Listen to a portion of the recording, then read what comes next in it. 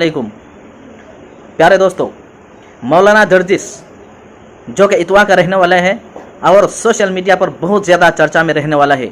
सिर्फ वो अपने राजनीतिक बयान पर नहीं, सिर्फ राजनीतिक भाषण पर नहीं, वो अपने धार्मिक बयान पर भी, अपने धार्मिक भाषण पर भी बहुत चर्चा में रहा है।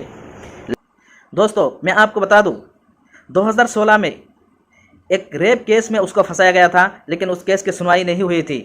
इस साल अभी 1 या 2 दिन पहले उसकी सुनवाई हुई और 10 साल की सज़ा सुनाई गई है उसको, और अभी उसको अरेस्ट भी कर लिया होगा शायद।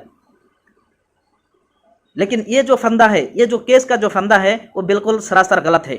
मैं आपको एक इंटरव्यू सुनाता हूँ, उस इंटरव्यू को आप सुन लीजिए। देखिए, कोर्ट के अंदर उसको पूछताछ किया जा रहा है, उसको पूछताछ किया जा रहा है और वो क्या बता रहा है, और जिस लड़की ने उस पर आरोप लगाए थे वो भी उसके साथ में है, वो क्या बता रही है आप भी सुन सकते हैं। लेकिन ये जो पूरा फंदा है ना, जो प्लान है, ये दानिश नाम का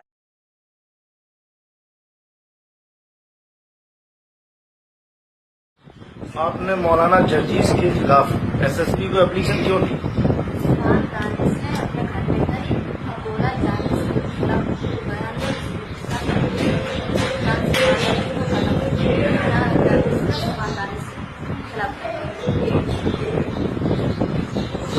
क्या आप पहले से हिंदू थी? चालान से मुसलमान है अभी तक। क्या आप पहले का नाम पूजा था? ना, मेरा नाम अभी निखात परवीन है। पहले जन्म से मेरा नाम निखात परवीन। क्या आप मौलाना जर्जिस को जानती हैं? ना, मौलाना जर्जिस को नहीं जानती हूँ। अब आपसे क्या आप मौलाना कभी आपके घर गए? जी। क्या मौलाना जर्जिस आपकी बेटी को जानते हैं? जी। सवाल आपसे भी, क्या आप इस लड़की को जानते हैं?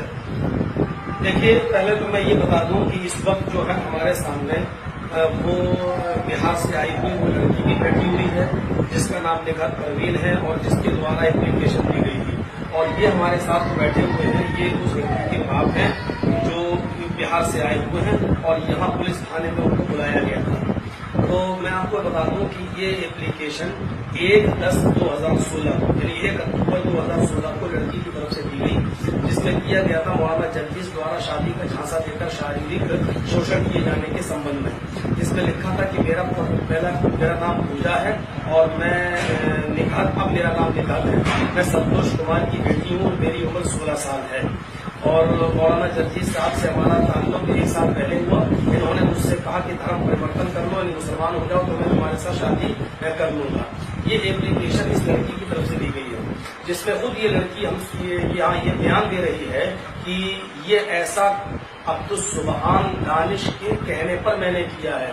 और उसने यहाँ तक कि इस लड़की को 2-3 दिन अपने घर पे रखा और रखने के बाद उसने कहा कि अगर तुम जर्जिस के खिलाफ ये बयान नहीं दोगी और ऐसा नहीं लिखोगी तो हम तुम्हें कत्ल कर देंगे, तुम्हें जान से मरवा देंगे।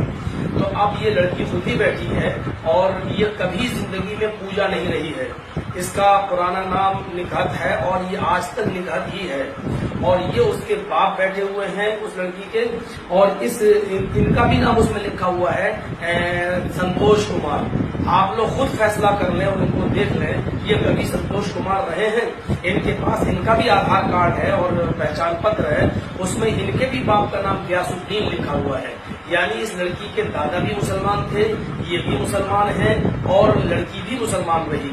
दूसरी बात यह है कि मैं इस लड़की को कभी जिंदगी में न तो इससे बात किया, न मैं इसको जानता हूँ और न ही मैंने कभी भी इस लड़की से कोई भी किसी भी किस्म की कोई बात की है। दूसरी बात यह है कि ये पेपर में जो निकला है, ये पेपर में भी निकला है। इस पेपर का नाम है हिंदुस्तान।